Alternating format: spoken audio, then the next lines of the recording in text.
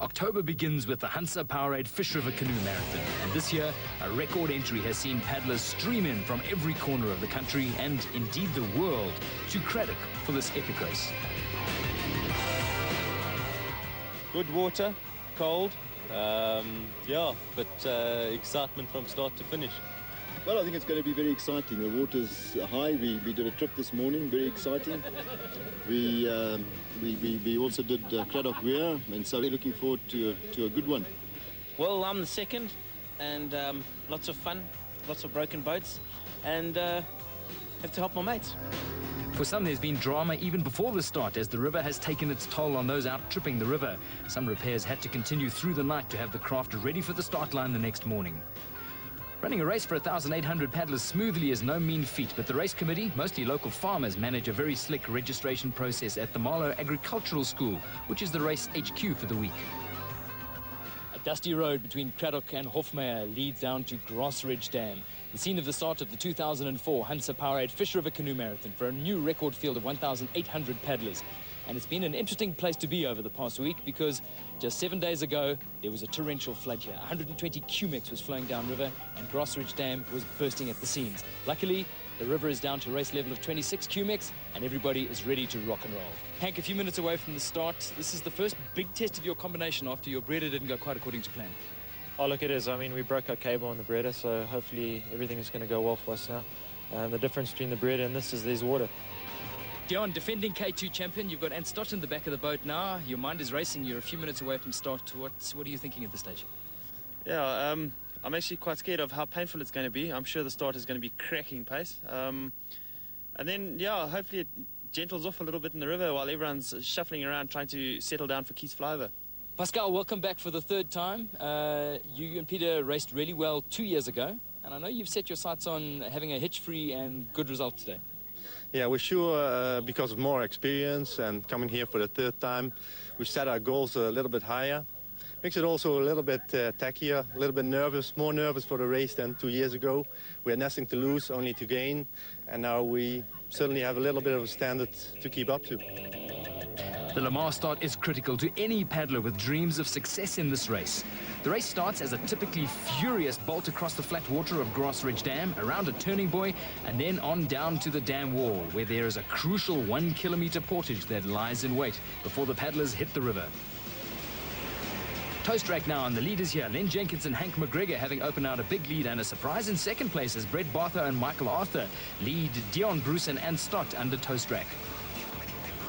Things going a little bit sideways here for Paul Moreira and Peter Cole. They straighten it out just in time and they're safely under toast rack. But it's not the same for all the paddlers. It's one of the first real challenges on the river and not a good place to have to stand and empty your boat.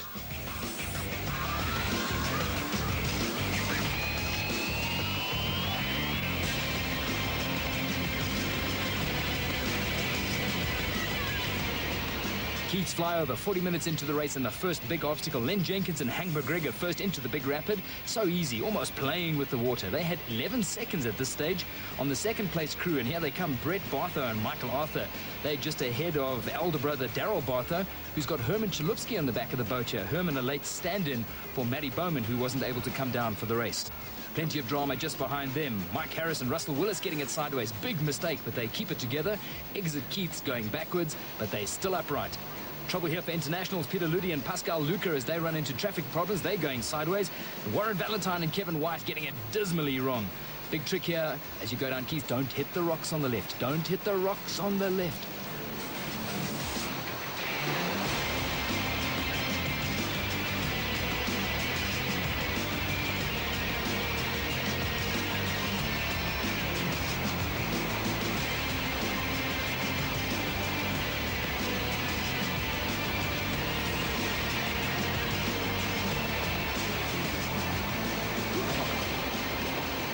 And while most paddlers that connect the rocks on the left pay a hefty price, this has got to get a special prize for the neatest parking at this year's race.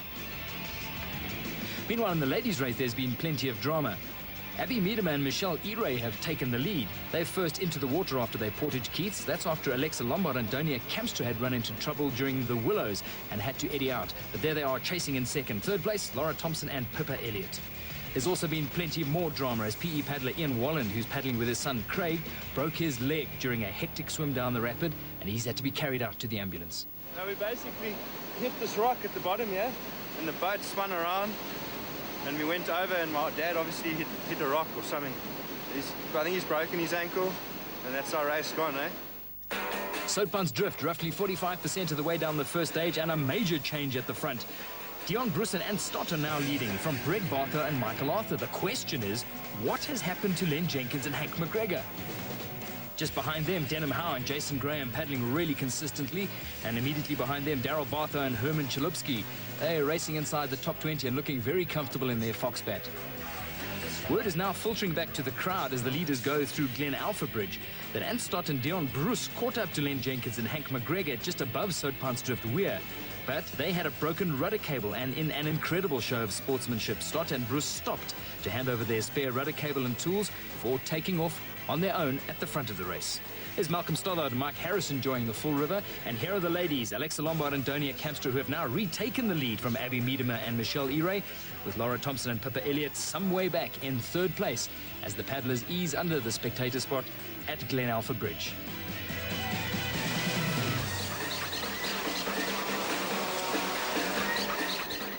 The very last drop on the first stage is the Knutsford drop, and Stott and Dion Bruce turned up the gas and opened up a massive 3.25 minute lead, paddling alone at the front of the race, with the gutsy Brett Barther and Michael Arthur combo in second place. Then another 3.5 minutes back, we find Len Jenkins and Hank McGregor leading Denham Howe and Jason Graham through the big rapid at the Knutsford drop. Paul Murray and Peter Cole making it look easy. It's a rapid that catches a lot of paddlers. Barry Lewin and Kelby Murray this time mastering the rapid. It's a rapid that has changed over the years and tends to catch the fatigued paddlers who are paying the price for 45 kilometers of hard racing and knowing that they are close to the finish. Close to the finish indeed, Alexa Lombard and Donia Kamstra, who worked hard to open up their lead as they head for a first stage time that is 6 minutes inside the record. It's a great spot for the spectators to watch back upriver and enjoy the action. Here are Maritzburg College paddlers Matthew and Chris Burkett getting it badly wrong by hitting the rocks in the middle. The big drop down the left also has a habit of punishing those that don't know the line down the right. But for those that can keep the head together, it's a splash in the face and a last rush of adrenaline before you hit the overnight stop. The finish at Knutsford is a really festive place to be, and the warm Karoo sun tends to bring out the best in the spectators and the seconds that wait for the paddlers to complete the first stage. And here come the leaders, a new record time for Stott and Bruce. A few boats ran really hard and got away from us a bit. Len and Hank opened up a bit of a gap into Keith, and they seemed to hold the gap for about an hour or so, and then we closed them down. We caught them, we must have been with them for not even 5 minutes. And unluckily for them, their rudder cable broke. A brilliant second place on the day to Brett Barther and Mike Arthur. Across the dam, we were on the front bunch. We sat happily there, didn't want to do too much work. Had a good takeout, got over the dam wall second, just behind Hank and Len, and managed to stay with them on the portage. They got a slight gap there going into the second one, and from there, put our heads down, made sure we got through Keith's all right. Lombard and Kamstra in complete control of the ladies. We led across the dam and got nicely off to the run. Then we were leading in the willows, made a bit of a gap and took a wrong turn, which didn't help us at all. So we did a 360, got back onto the right course and had to catch. Off the water, and indeed on the dusty roads of the Karoo, the seconds have had a frantic day supporting their paddlers. Excellent. We're seconding for the Low Brothers. They came 9th today. Okay. So we're very impressed. We're very impressed with them. We've been racing around like mad guys, but no, it's been good. On the water, all the paddlers have had a blast. No, it was great, nice level. Always enjoy the water. Where I come from the Cape, we haven't had water for a long time, so it was nice to be in some flowing water for a change. Algoa FM was there for the fun as well. Afternoon presenter Lance Duplessis had 2 tries at Craddock weir himself. One was successful before he got some on-air tips from the first day leaders. So day 1 belongs to Dion Bruce and Ant Stott in a new record, and just 2 minutes separate positions 3 to 8, with Mike Stewart, Michael Mbandwa excelling in 8th, and the local EP brothers, the Lows, in 9th. The ladies race the first 2 crews inside the race record, with Lombard and Kamstra flying at the front.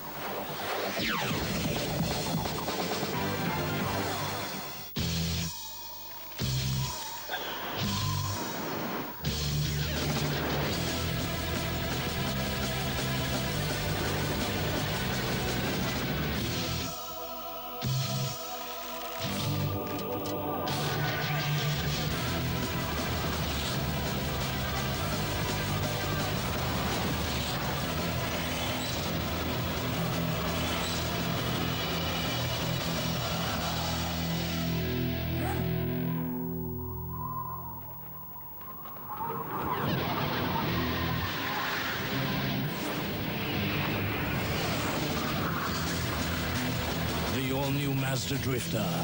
Come out and play.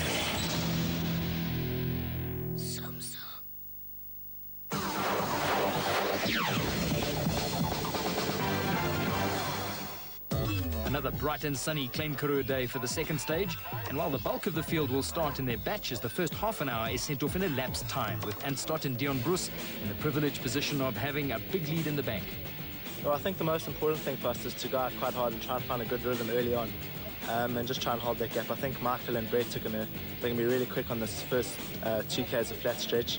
They're really fast on flat water, so I wouldn't be surprised if they close us down a bit. It'll be another day racing alone for the leaders Anstott and Dion Bruce, with a 3.5 minute cushion over Bartho and Arthur in second, and nearly 7 minutes clear of the Dangermen Jenkins and McGregor.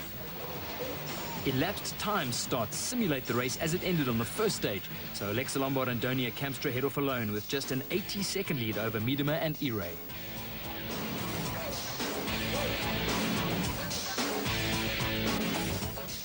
By the time the leaders reached Ravalli Bridge, 5 kilometers into the 38-kilometer second stage, there was no major change on the leaderboard. Stott and Bruce battling to get into top gear early on the Saturday morning. The chasing pack now being led by Jenkins and McGregor.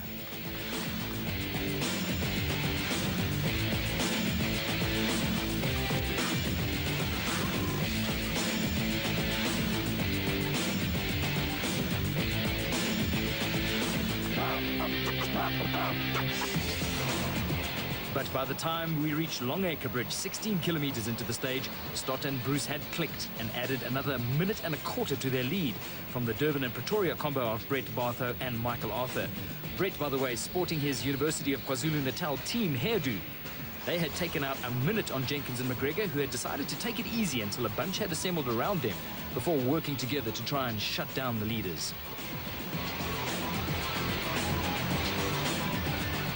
Ekurhuleni paddlers Michael Stewart and Michael Mbanjwa are powering through the Milo Brown waters of the Fish River. And a big development as international paddlers Peter Ludi and Pascal Luca gather a potent bunch together to charge through the field. They'd hold up from 16th overnight to 5th. Alexa Lombard and Donia Kamstra in control of the ladies' race. No admin problems so far for Alexa and Donia as they power their way to set up a buffer over Miedema and E-Ray, just in case there is any drama for them at the 3 weirs that lie in wait on the second half of the final stage.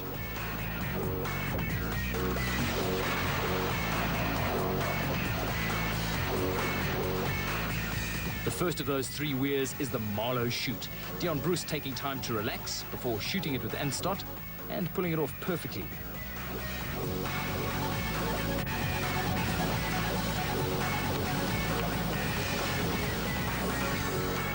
Still solidly in second place, Brett Bartho and Michael Arthur make no mistakes either. These two hit the headlines earlier this year with some incredibly fast sprint times, and they committed to the SA sprint team for the Beijing 2008 Olympics.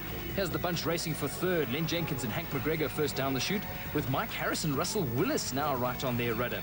After having dropped the chasing group, here's Graham Bird and Russell Lund. They've been dropped off the back of that race, and Denham Howe and Jason Graham just behind them. Very experienced rising stars. Just behind them, the Ekurhuleni paddlers Mike Stewart and Michael Mbanjwa fighting hard to keep their top 10, but there's their gold medal disappearing into the waters of the Fish. Everything goes wrong as they take a swim. And just behind them, there's a swim for the internationals, Peter Ludi and Pascal Luca. Peter's splash cover popping at the front, the boat filling, and while they try to roll it upright, the boat sinks like a submarine, and they have no choice but to pull to the side, empty, and try and salvage what they can at the end of a great day's racing. The Marlow Shoot was purpose-built by the race committee so that the paddlers wouldn't have to get out and portage around this big weir.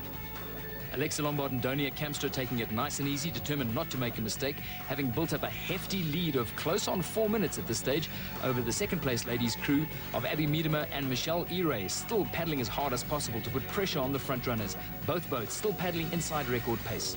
The Marlow Shoot, let's jump on board with our K3 crew and take a ride down the Fish Chute. Safely negotiated by the team, onwards to Craddock.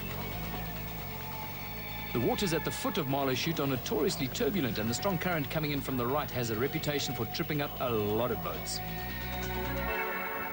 5 kilometers from the end, and leaders Bruce and Stott have ripped a massive lead of over 7 minutes as they line up the infamous Craddock weir. They hit the apex perfectly, paddle away, and the crowd recognizes champions when they see them.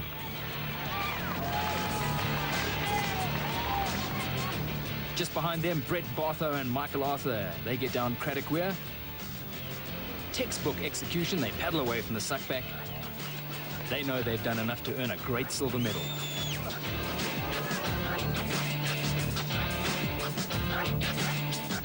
In third place, Len Jenkins and Hank McGregor. Hank looks up at the weir as Mike Harris and Russell Willis drop into the weir quite safely. Now there's a dice for third spot, and Hank and Len know that they're going to have to work hard in the final 4 kilometers to keep these people at bay. Craddock Weir provides a fantastic vantage point for the seconds and spectators as the bridge spans the river immediately below the weir. And with the vicious suckback assuring plenty of drama, it's always packed with onlookers eager to watch the action unfold as the rest of the field attempts the massive drop of Craddock Weir. Barry Loon and Kelby Murray come steaming down Craddock Weir 2 straight. They peg the nose of their boat, but they keep their cool, a shrug and a shimmy, and they're free and still in the hunt for that gold medal. Just behind them, the local Lowe brothers have been working hard and have lost out in the battle in the chasing group, but they demonstrate the extremely neat line down the steep left side of the weir. Mission accomplished.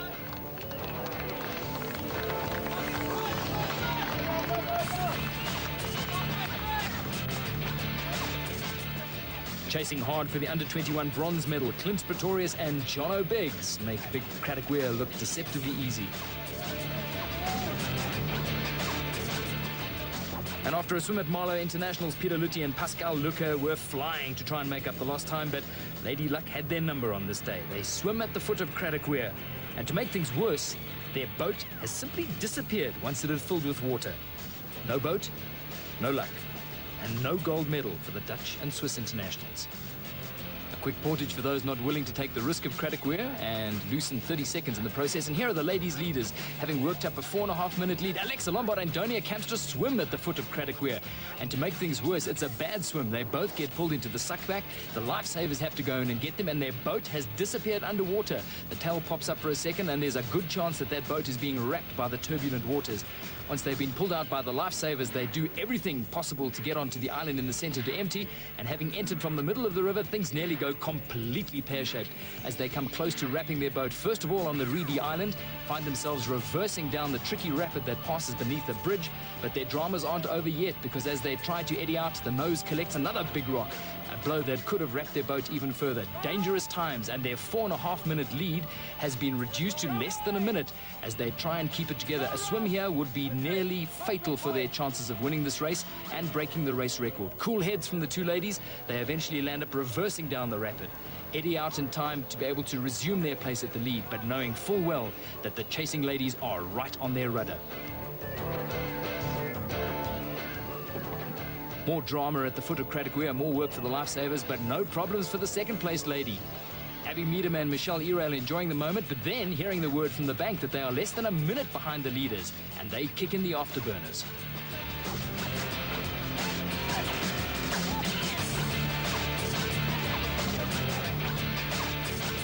For many of the paddlers, the challenges of shooting Craddock Weir are irresistible. But the big drop holds no guarantees, and the fast sheer drop and the bouncy turbulent water at the foot can dump anyone into the brown water. For many, the risks are too great, and the quick portage on the left is a no-brainer. For the paddlers that do opt for the portage, there are certainly many attractions. It gives them a chance to stretch their legs at the end of 2 hours of hard paddling and settle down for the final 5 kilometers of fun rapids into Craddock.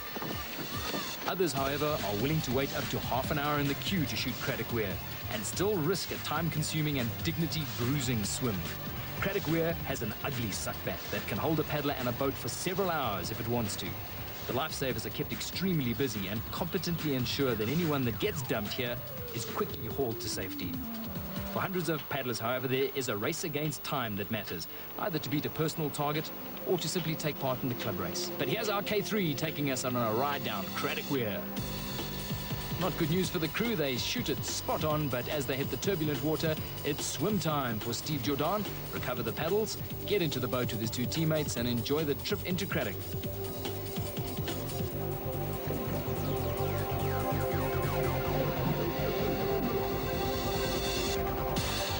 And as they come into the finish at the sports ground in the center of the town of Craddock, Dion Bruce and Ann Stott record a record-breaking victory.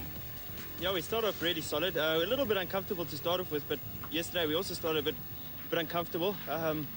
But 40 minutes into the race, we just relaxed and the boat seemed to start planing very nicely, and we just carried on powering through. And no mistakes. I rode over one rock and we nearly took a bit of a swim. But that was entirely my fault.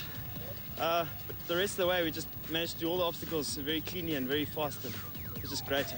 We had a great day today, found a good rhythm after about half an hour. And we got our first split, and we had heard we hadn't opened up anything yet. But after that, we got into a really good rhythm, and then we knew at the next bridge we would have hopefully have opened up, and we got the split, and we had. And yeah, we just kept opening up, and yeah, we had a great day. A brilliant, flawless second to the country's rising star crew of Brett Bartho and Michael Arthur.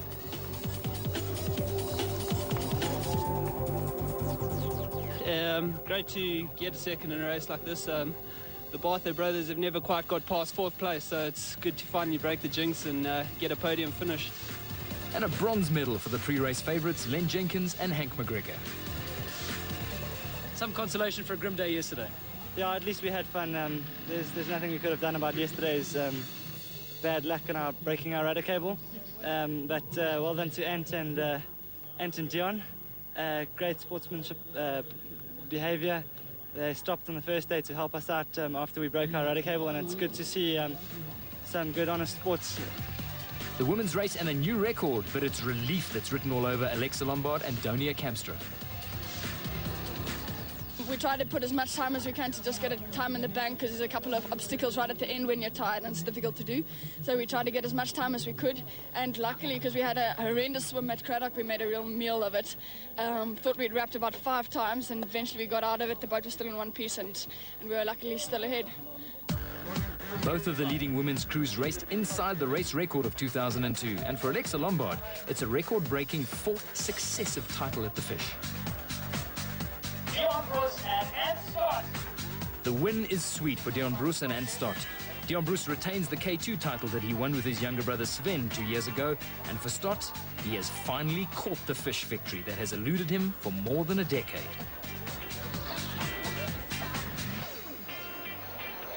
Once the prize giving had been completed and the trophies packed away for another year, it's time for the now legendary after party. The Hansa Gig Rig provided the stage for the rock concert and the beer fest that embraces the sports field at the Finnish venue in Craddock.